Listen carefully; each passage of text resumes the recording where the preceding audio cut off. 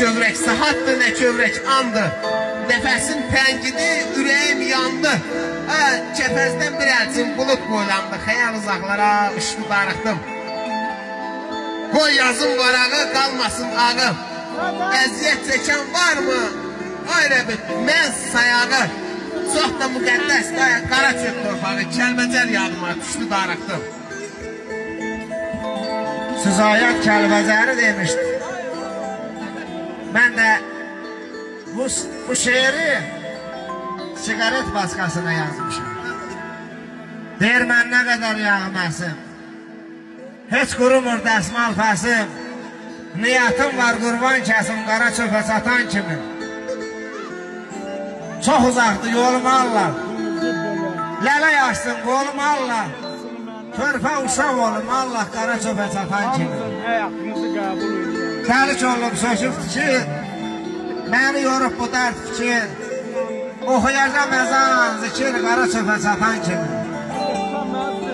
Həsrət boğu basır məni, yadlar didib qasır məni, əgər olsam basır məni qara çöpə çatan kimi.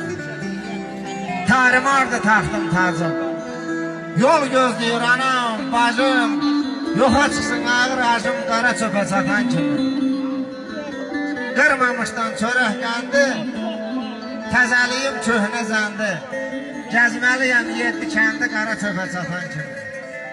Görməyənlər həlvət görər, aşkar görər, xəlvət görər, rəbiş gözüm sərvət görər qara çöpə çatan kimi. Didərginə maxtar arat, əvəzimdən yazıb yarat, torpağına et yarat qara çöpə çatan kimi. Öpürəm hamını. Qarşınızda baş əyirəm, qururla. Yaxşı cümlə. Çok sağ olun. Allah sizi var etsin. Sağ ol elə. Çok sağ olun. Çok sağ olun. Oynadır. Kakazlarımız çok da kardeş oldu. Sen bu güzel evden, bu qara çöpdən gedəndə bilirsən dalınla nə deyəcəklər. Haray çəkin əsir dağlar, elin şair oğlu gedir. Dərd əlindən, qəm əlindən bir sinəsi dağlı gedir, elin şair oğlu gedir. Nəmdi gözlər, laldı dəllər, qan ağlayar miskin eller, qızıl qələm tutan eller bir-birinə bağlı gedir, elin şair oğlu gedir. Kamil dönüp bir yumağa, oğulsansa döz bu dağa, şüzayət uyan torpağa, indi vətən oğlu gedir, elin şair oğlu gedir. Mən heç arada etmirəm. Har yetsəm yuvam, yurdum bura. Bir də Allah sizleri korusun. Hayır abi. Canınız sağ olun. ağrınız alaram. Deyir uçmuram, köçəri havası çalma.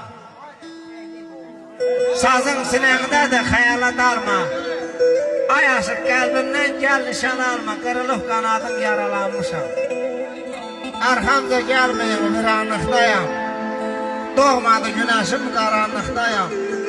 Məskəni qolsam da tikanlıqdayam, addım atamıram, çoralanmışam.